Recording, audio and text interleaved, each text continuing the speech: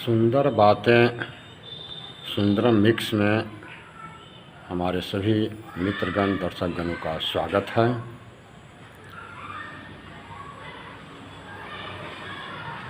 ब्रह्म बिंदु उपनिषद में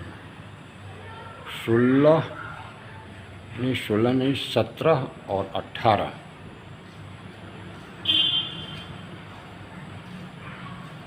माफ़ कीजिएगा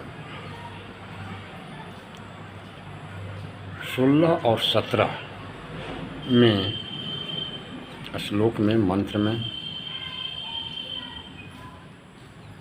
दो विद्याएं जानने योग्य बताया गया है।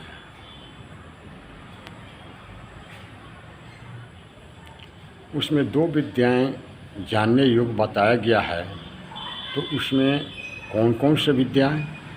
तो एक शब्द ब्रह्म और दूसरा परम ब्रह्म, ये दो विद्याएं जानने योग्य है। शब्द ब्रह्म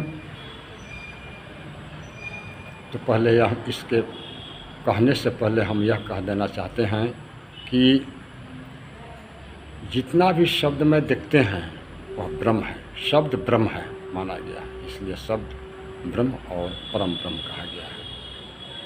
तो जितने भी शास्त्रीय ज्ञान हैं जो हम अभ्यास करते हैं, जैसे गीता, रामायण, पुराण, उपनिषद, वेद, शास्त्र आदि जितने भी है शास्त्रीय ज्ञान का, वह शास्त्रीय ज्ञान प्राप्त पढ़ने और अभ्यास करने के बाद, इस शब्द ब्रह्म के ज्ञान प्राप्त करने के बाद, यानी शास्त्रीय पुस्तकें पढ़ने के बाद जो हमें ज्ञान प्राप्त होता है, उससे हमें परम ब्रह्म की प्राप्ति होता है।